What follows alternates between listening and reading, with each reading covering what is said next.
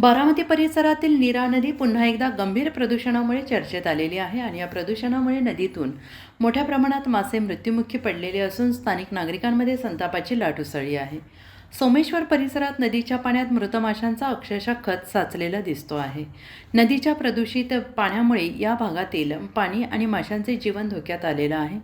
गेल्या काही दिवसात झालेल्या प्रदूषणामुळे हजारो मासे मृत्युमुखी पडलेले आहेत आणि अशी माहिती स्थानिकांनी दिली आहे. परिसरातील रहिवाशांनी प्रशासनाविरोधात आक्रमक भूमिका घेतली असून या प्रदूषणाला तात्काळ आळा घालावा अशी मागणी करत आहेत. नागरिकांच्या म्हणण्यानुसार नदीत होणाऱ्या रासायनिक प्रदूषणामुळे स्थानिक शेती आणि मासेमारी उद्योगाला मोठा फटका बसतो आहे. कोराळे खुर्दचा सुरेश नामदेव खोमणे ग्रामस्थ.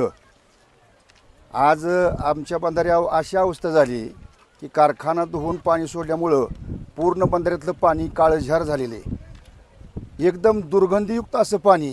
आणि त्या दुर्गंधीमुळं त्या बंधाऱ्यामध्ये असणारी जी जलसंपत्ती आहे, मासे आहेत, ती पूर्ण मासे मरून त्याचा खच झालेला आहे. ह्या माशाच्या उत्पन्नावर जगणारी भुईम लोक, त्यांचीही उदरनिर्वाह करण्याची अवस्था वर्षभरासाठी असती ती याच ठिकाणी संपलेली. बरं, ही प्रत्येकच वर्ष होते. पाण्याला एवढी दुर्गंधी की नदीकाठच्या लोकांना त्या दुर्गंधीमुळं झोपसुद्धा लागत नाही, अशी अवस्था या ठिकाणी झालेली. तर या अवस्थेचा कारखान्याने थोडासा विचार करावा. जरी आपलं पाणी सोडलं असलं, कारखाना सुद्धा आपलाच आहे, परंतु त्या पाण्यामध्ये दुसरं पाणी मिक्स करून जर सोडलं तर ते दुर्गंधयुक्त पाणी खाली वाहून गेलं असतं, मासंही जगलं असतं. अशी बिकट अवस्था या कोराळे खुर्दच्या बंधाऱ्यावर आज झालेली. तर याची दक्षता घेतली पाहिजे. पाणी गुन्हा करते ती.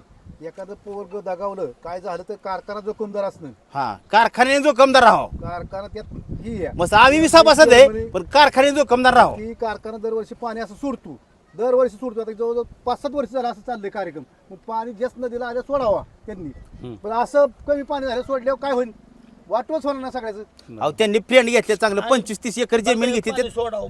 बांधाऱ्यात पाणी सोडावं त्यांनी, वरनं गहाण पाणी निघून जाईल. तेवढं आमची इच्छेनुसार काय नाही ना. ही काय होईल काय नाही, काय केलं का साबळे सरांना बोलवली वरनं बीडचं.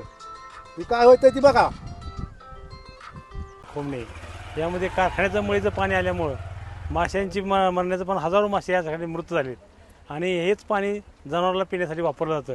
त्यामुळं गाबणी गुरं हे मृत्युमुखी पाण्याचं प्रमाण सुद्धा वाढत जातं आहे. यासाठी चांगलं पाणी सोडावं कॅनलमधून आणि हे खराब पाणी निघून जाईल याची व्यवस्था करावी.